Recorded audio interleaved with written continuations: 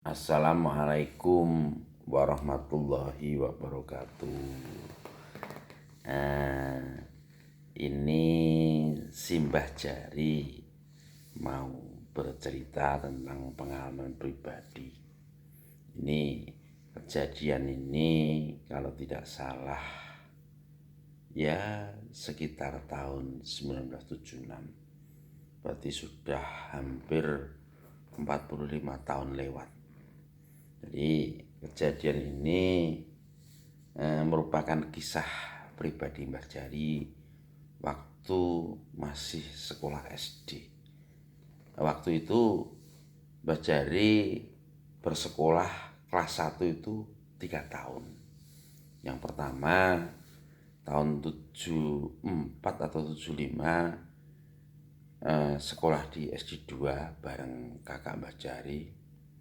Tapi kebetulan saya waktu itu masih kecil, kalau tidak salah umur 5 tahun. Terus akhirnya keluar. Kemudian tahun berikutnya sama orang tua Mbah Jari, Pak Kasmin almarhum waktu itu, akhirnya disekolahkan di SDN Rengal 1. Waktu itu karena apa?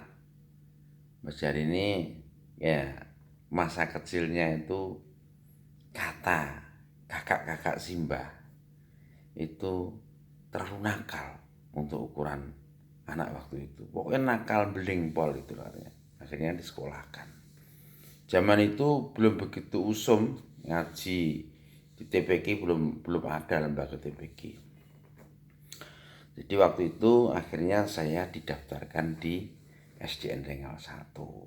Tepatnya sekarang ini sekolahnya ya sama dengan dulu, yaitu di sebelah barat lokasi wisata Guang Ngerong itu, berhadapan dengan kantor kecamatan.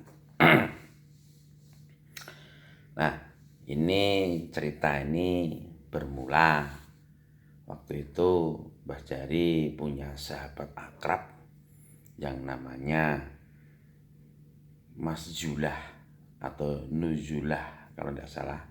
Sekarang beliau ini buka bengkel di sebelah, di depannya Guang Ngerong, sama Kak Muh Glondur. Nah itu Muh Glondur itu pernah menjadi supirnya PPI. Sampai sekarang kami bertiga ini masih akrab.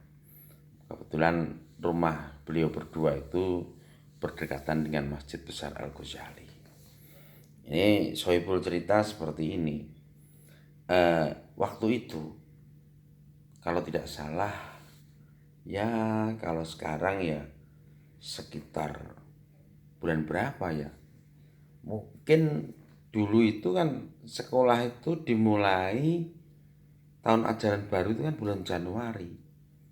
Nah baru beberapa tahun kemudian baru dirubah menjadi bulan Juli. Nah waktu itu masuk kalau tidak salah sudah mulai masuk musim kemarau. Waktu musim kemarau musimnya layang-layang. Nah ini awal ceritanya. Terus anak-anak mulai bermain layang-layang. Kebetulan saya ini kan ya tahulah dulu sangunya yang pas-pasan, zaman dulu nggak ada kayak sekarang. Saya lupa berapa rupiah sangunya. Yang jelas Jari kecil ini pengen punya benang gelasan atau benang yang bisa untuk perian tuh. Tapi uangnya dari mana ya? Saya berpikir seperti itu waktu itu. Waktu itu akhirnya suatu hari pulang dari sekolah, saya ini membuka almari kayu.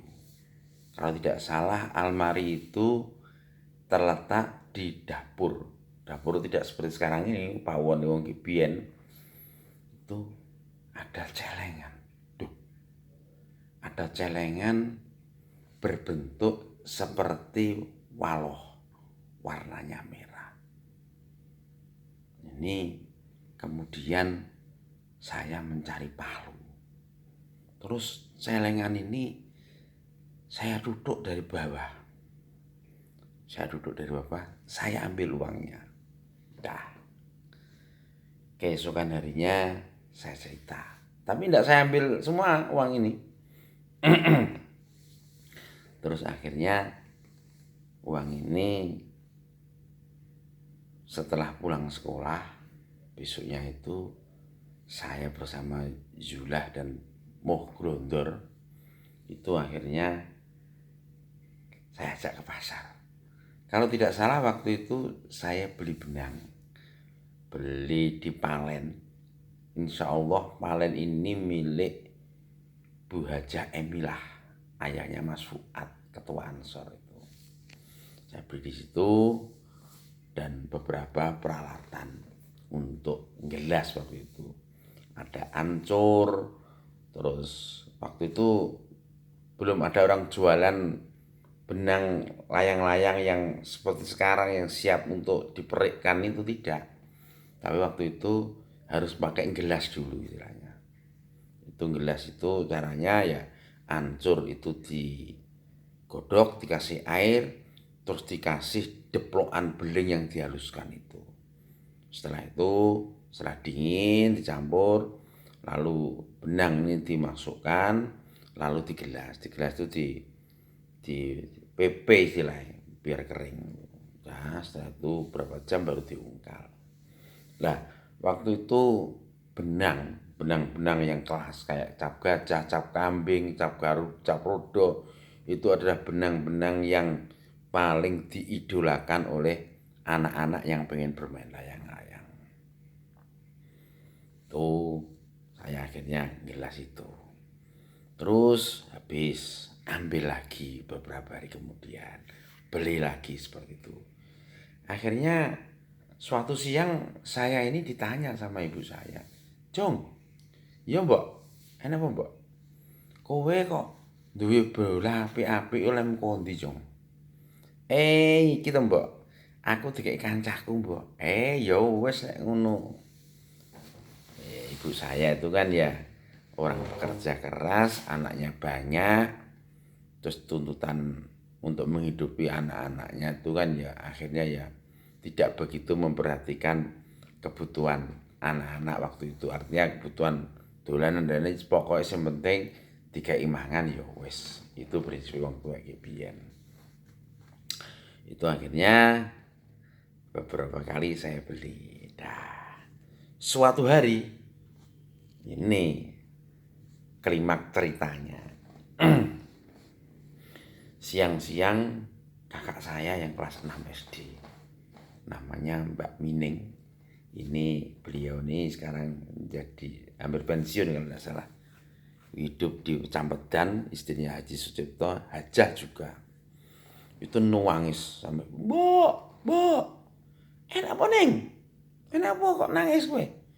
Mbok, celenganku ora enek isine. Lho kok iso?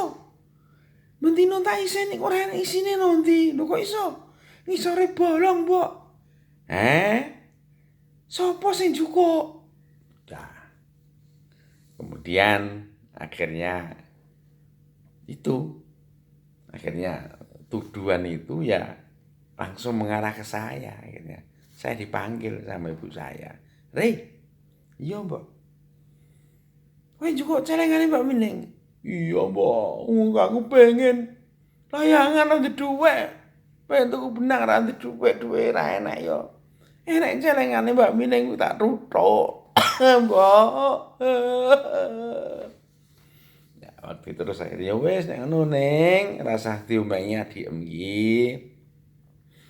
Rasah diomongi, wis bero tuku-tukunan semben tak ijoli. Ya toh aku ya ora nek kowe nyelengi ping mbok Tamasa ana Borobudur semben nek wis lulus kelas 6. Wes rasa nangis semben tak ijoli. "Iya, Mbak." Nah, ini inspirasinya ternyata nyelengi nomah, nyimpan uang di rumah ini ternyata tidak aman. Yang paling aman ya nyimpan di bank. Ya, di sini ini cerita ini memberi inspirasi bahwasanya hidup itu juga harus berhitung, juga harus berhemat. Boleh saya ceritakan sedikit bahwasanya kakak saya yang namanya Bu Hajah Kasmining ini orangnya hemat, perhitungan. Tapi alhamdulillah memang secara keseharian termasuk salah seorang yang kaya raya di desanya. Ya karena hidupnya berhemat, tidak berfoya-foya. Dia membeli sesuai dengan kebutuhan, tidak sesuai dengan keinginan, itu prinsipnya. Makanya itu anak-anak, mumpung masih muda, biasakanlah menabung.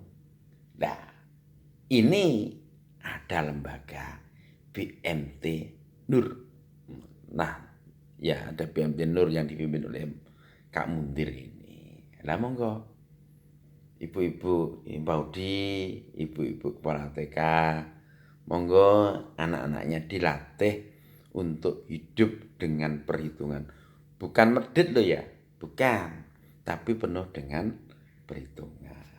Jadi kalau masih muda itu suka berhitung, berhemat, maka kelak kayak waktu tua itu tidak merugi sehingga punya tabungan.